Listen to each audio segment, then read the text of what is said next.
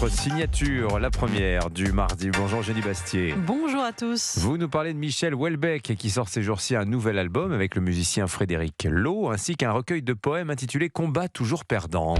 Avant, longtemps avant, il y a eu des êtres qui se mettaient en rond pour échapper aux loups et sentir leur chaleur. Ils devaient disparaître. Ils ressemblaient à nous.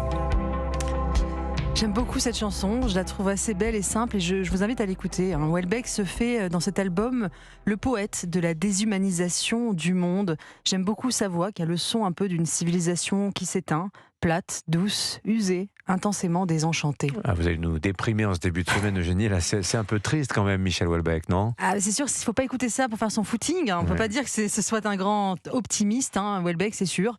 En 1996, il publiait Le sens du combat, un recueil de poèmes où il critiquait l'individualisme moderne, selon lui incapable de remplir le cœur du monde, de l'homme. Il écrivait ces magnifiques vers « Nous voulons quelque chose comme une fidélité ». Comme un enlacement de douce dépendance, quelque chose qui dépasse et contienne l'existence. Nous ne pouvons plus vivre loin de l'éternité. 30 ans plus tard, il publie ce nouveau recueil, Combat toujours perdant.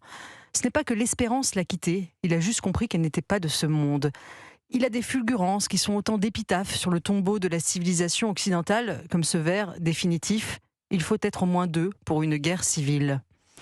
À première vue, on pourrait croire que Michel Houellebecq est le doomer ultime. Le doomer, vous savez, ça vient de doom, la ruine. C'est quelqu'un d'extrêmement pessimiste qui pense que tout est foutu et que ça ne sert plus à rien d'essayer. Je ne crois pas que Michel Houellebecq soit un doomer.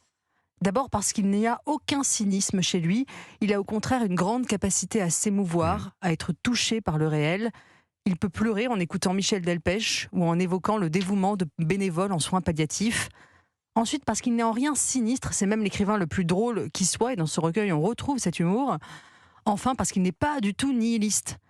Son combat, lointain, constant, obstiné contre la légalisation de l'euthanasie en est la preuve. Par ce dernier combat, il continue à vouloir sauver ce qui reste de civilisation. Mais alors, qu'incarne Michel Houellebecq, selon vous, Eugénie ? Houellebecq, c'est l'écrivain le plus prophétique de sa génération.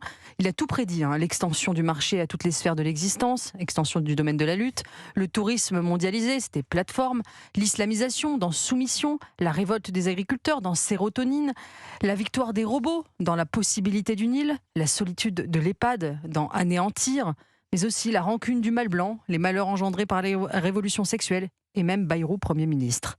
Comment ne pas aimer Michel Houellebecq ? Ses fulgurances, sa nonchalance, son allure fragile de gobelin mélancolique, sa sincérité au milieu des postures.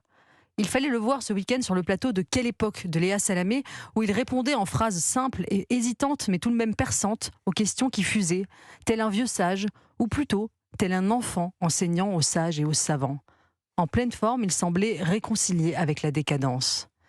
Michel Houellebecq est un lumineux désespéré. Au milieu du chaos du monde, il nous émeut parce qu'il reste intact. Voilà pourquoi, dans le vacarme contemporain, sa voix basse continue de porter si loin. Bientôt s'établira le dialogue des machines. Une informationnelle remplira, triomphant, le cadavre vidé de la structure divine. Puis il fonctionnera jusqu'à la fin des temps. Voilà, ça s'écoute un peu comme du Léo Ferré finalement, un peu Michel Houellebecq. C'est très bien, moi je l'écoutais un peu ce matin, j'ai beaucoup aimé. C'est pas énergisant, mais c'est apaisant. Non, mais il faut prendre le temps de l'écouter réellement. Il a une très belle voix. Ouais, il a une belle voix, vous avez raison. Et puis ça se lit donc aussi Michel Houellebecq, Combat toujours perdant. Merci de nous en avoir parlé. Vous restez avec nous sur Europe 1 dans un instant, la revue de presse d'Olivier Delagarde.